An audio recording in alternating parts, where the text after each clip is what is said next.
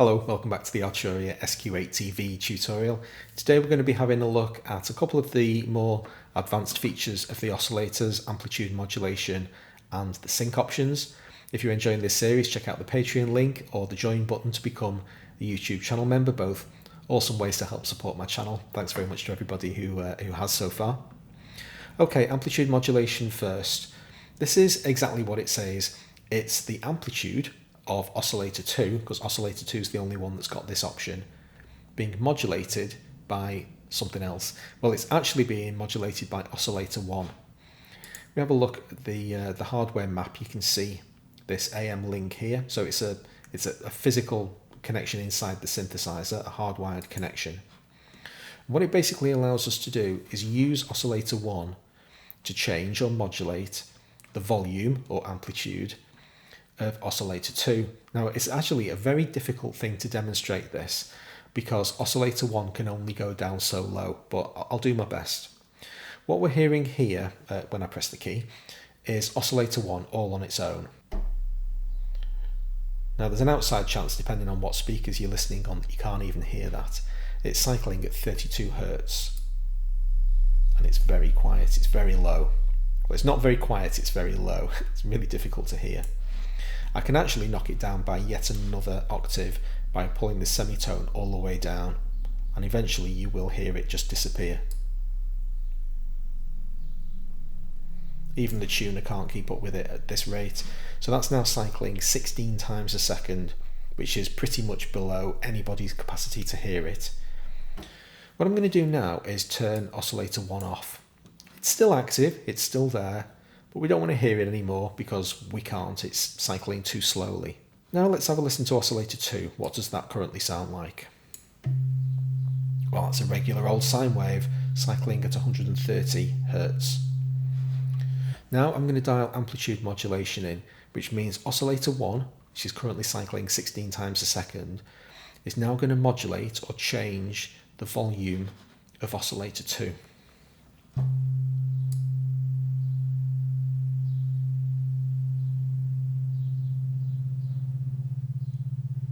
I'll pull it back a little bit. Have a look at it in the oscilloscope. These waves dancing. That's the volume of these waves jumping up and down 16 times a second. The more of this modulation that I dial in, the more intense that effect gets, to the point where you can hear this kind of vibrating. Now have a look at it in Insight. This is giving you a clue as to what's actually happening mathematically. Because what happens with amplitude modulation is an effect called sum and difference.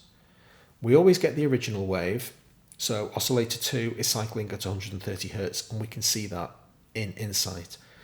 But when you modulate its amplitude, you also get these things called sidebands, which represent new waves that are basically superimposed on the existing one, corresponding to the sum and the difference of the two waves that have been combined. So if our original wave is cycling 16 times a second, we're going to get a wave at 146 Hertz and another wave at 114 Hertz. That's 130 plus or minus 16. And it's pretty difficult to tell in Insight because that's quite a small range.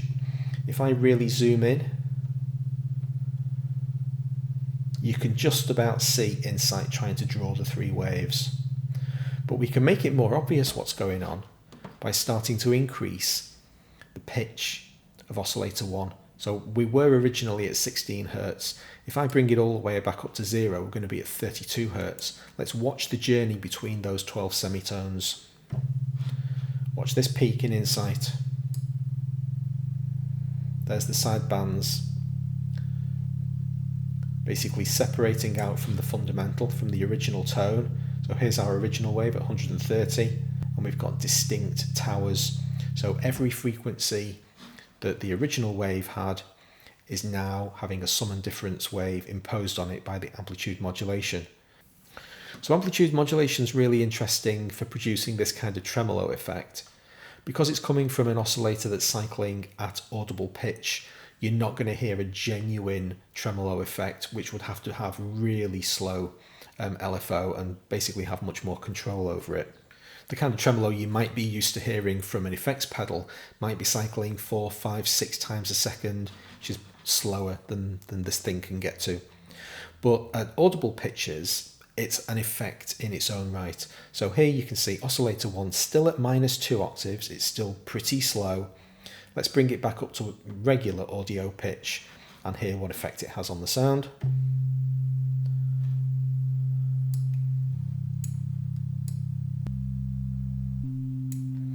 And now those side bands have gone way out because they're operating in the terms of hundreds of hertz now.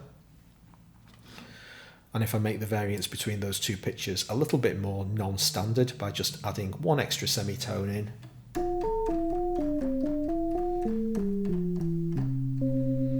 it's quite an atonal effect when operating at audio levels. One final point to note about amplitude modulation before we move on to sync. It has a close sibling called ring modulation, and any fan of 60s sci-fi will be familiar with ring modulation because it's absolutely everywhere. The sound of the Daleks is generated with ring modulation. The only difference between ring mod and amplitude modulation as implemented here is that in ring modulation the original tone is thrown away, so you don't hear the fundamental pitches of the tone, the oscillator itself. You only hear the sum and difference side bands, and what that means is that you have a much more enharmonic sound because you're not hearing those consistent original harmonics that all have a really close mathematical relationship with each other. You've thrown them away. You're left with these kind of pseudo-random overtones. That's a much less harmonic sound, and that's why ring modulation is often described as being metallic, because that's another fundamental property of metallic overtones. They're also quite enharmonic. This isn't a ring modulator, this is an amplitude modulator. Okay, let's move on to sync. What sync does is connects these two oscillators together, and it turns oscillator 2 into a slave. Oscillator 1 is a master. What this means is that oscillator 2 is no longer in control of its own pitch. Instead, it takes its pitch instructions primarily from oscillator 1. There's a few wrinkles in this, as you'll see shortly. To demonstrate what's actually going on, I'm going to switch oscillator 2 into a sawtooth, and we'll see a sawtooth in the oscilloscope. Still very unremarkable. What I'm going to do now, though, is increase the pitch of oscillator 2 and keep an eye on everything, both the tuner and the oscilloscope.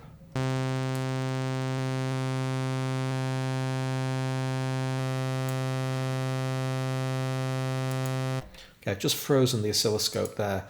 So as I increased that semitone control, now oscillator 2 is cycling 4 semitones higher than the 130 hertz that the tuner's representing. We see this really unusual effect in the tuner. What's going on here? Well, basically oscillator 2 is drawing its sawtooth, then it's starting to draw the next sawtooth, and it gets this far along the process, at which point oscillator 1 comes in and says, start again. That's what hard sync does. Oscillator 1 instructs oscillator 2 to begin redrawing its wave, and you see it leap back up to the top and start redrawing its shape again. Now there are like 5 1/3 waves on that screen there. It doesn't matter where I turn this semitone control. There are still 5 1/3 waves. It's a little bit difficult to track. There's 1, 2, 3, 4, 5, and most of a third. That's why you're always hearing the same pitch, because oscillator 1 is still issuing those commands at exactly the same rate. Its pitch has never changed. So 130 times a second, it's saying start again, start again, start again, start again.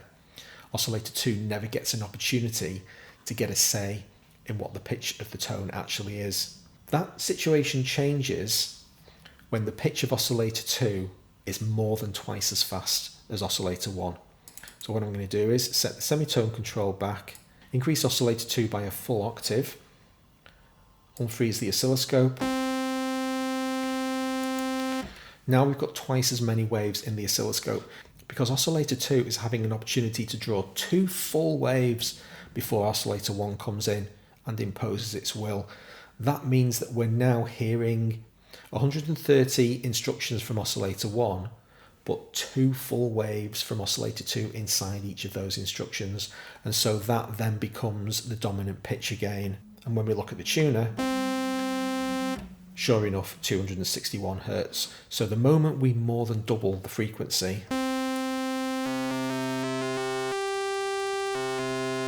you start seeing some really unusual interactions between these two oscillators.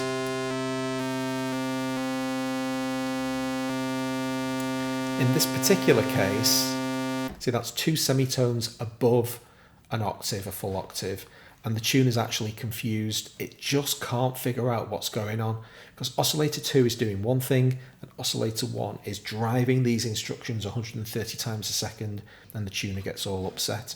Another interesting feature of hard sync is that it doesn't particularly matter what oscillator 1's wave shape is.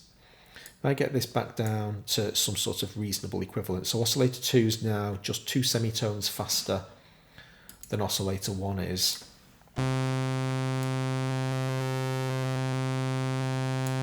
I'm going to start messing with the wave shape of oscillator 1 now.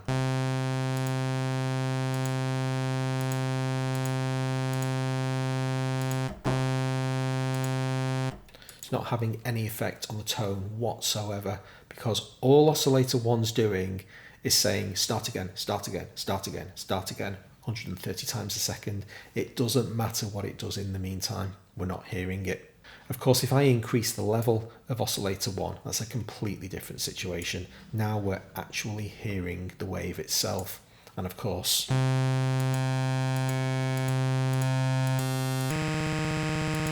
then it is having a tonal impact on the sound.